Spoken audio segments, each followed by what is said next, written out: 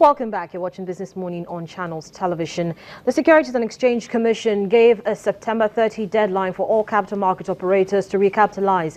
Now, as at when the deadline passed, September 30 deadline passed, over 400 capital market operators had successfully complied with this directive. Some had gone ahead and done a merger and acquisition to make them stronger and make them better prepared for what lies ahead at the capital market. We're talking more about some of the issues and what has been achieved post-SEC recapitalization deadline. I'm being joined by the Managing Director, GTI Securities, Amos Alidare.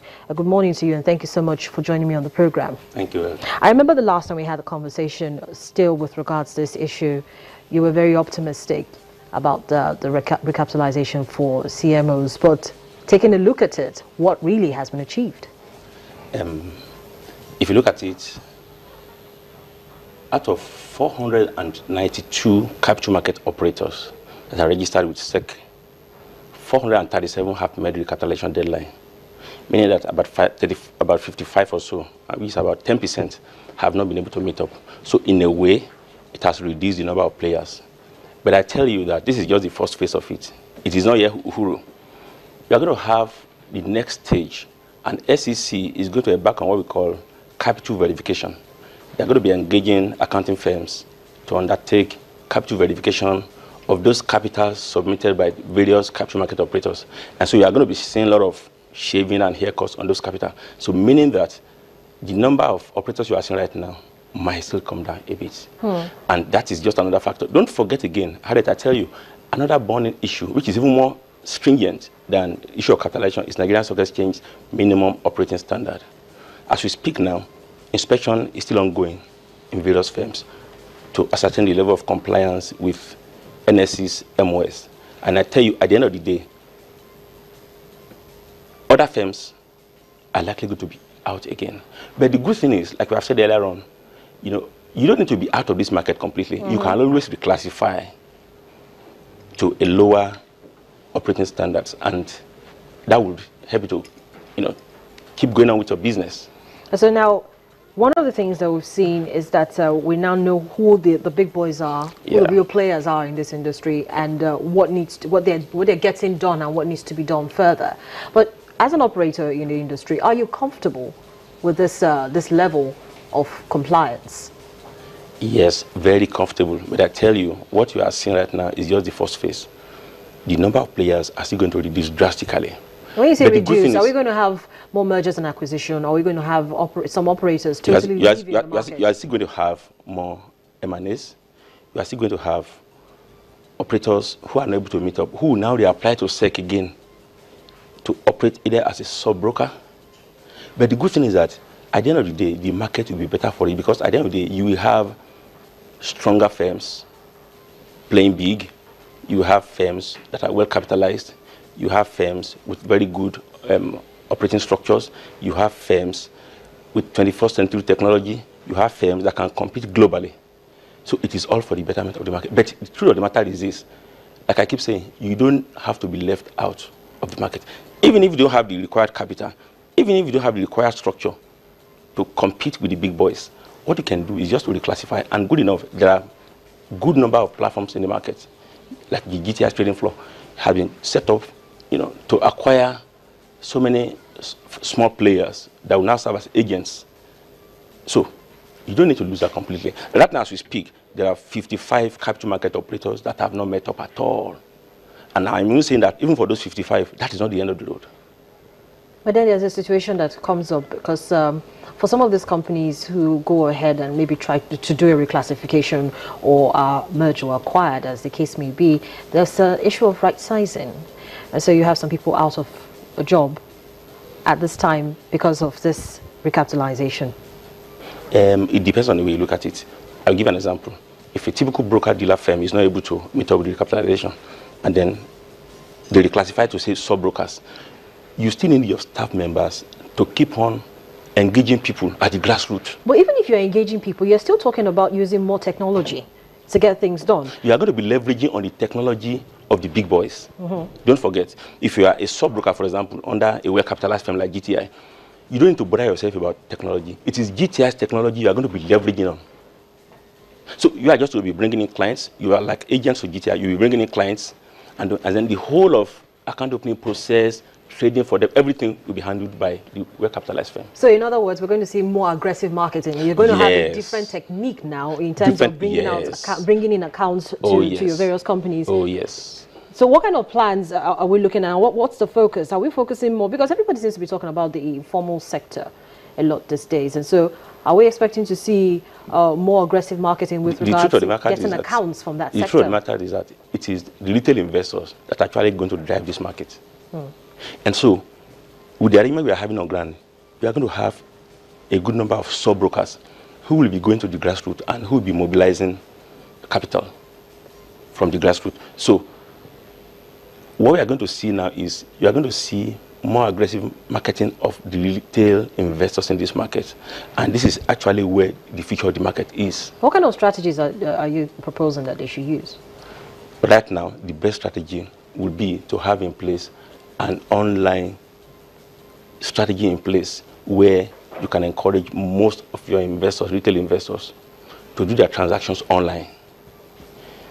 So if they do their transactions online on their own, they can send in mandates, they can queue mandates, they can amend mandates, they can buy and sell, and so it reduces the number of staff members you have to keep to be interfacing with them.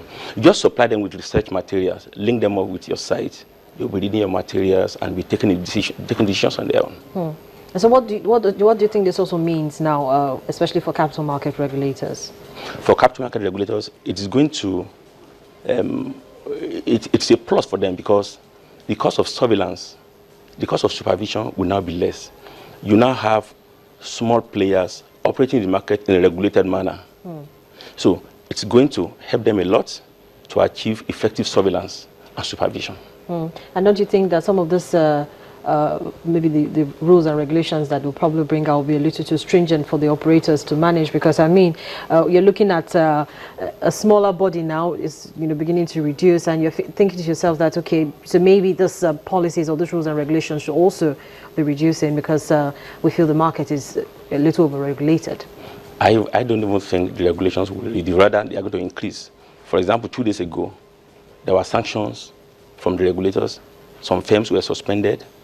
Some licenses have been withdrawn just on account of fraud and irregularities. So the regulations will get tougher and tougher.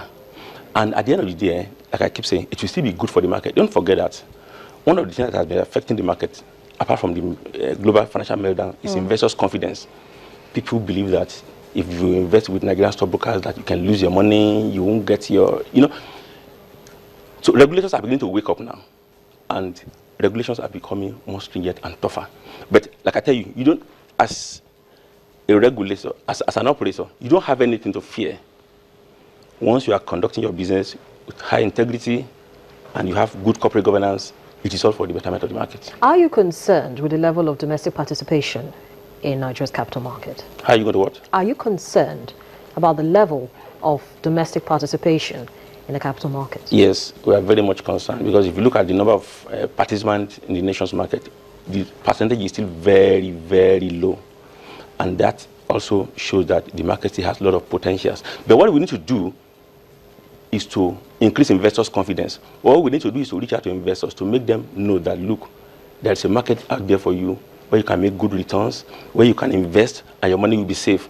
And without the issue of these minimum operating standards in place, I tell you, their confidence will not be increased at all. Because part of what this MOS has brought to the table is the fact that it is threatening stockbroking firms' operations.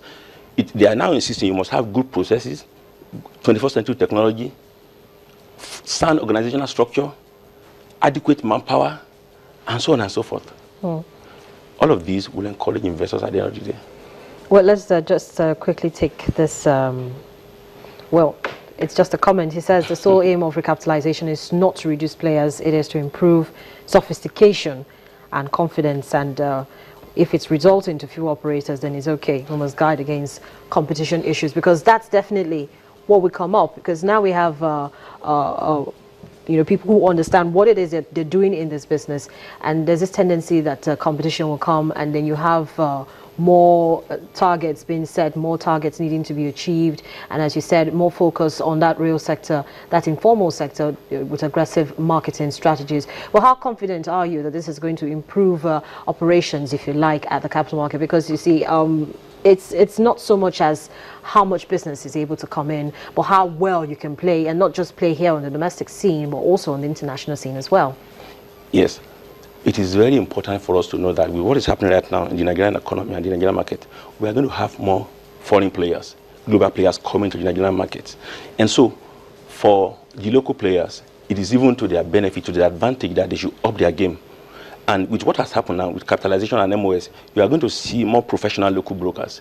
You are going to see brokers with increased capabilities to be able to handle a lot of transactions, to be able to, come up with new products and services. So, if you look at it, if you situate it what you have said, at the end of the day, you will see that the MOS and capitalization is all for the good of the markets. Good on markets. Well, we're going to focus more on that market because we're expecting to see improved buy-in, especially from foreign portfolio investors who most of them have actually exited the market following recent conversations and recent issues that have actually come up in the domestic space. But Mr. Amos Aledare, please just hold on to your thoughts. We'll take a quick break now on the program, and when we come back, we'll continue the conversation, still talking about the recapitalization of capital market operators. The deadline was September 30. All of that got lost in a slew of information that kept hitting the airwaves. But when we come back, we'll continue the conversation on the capital market operators and the recapitalization. Stay with us.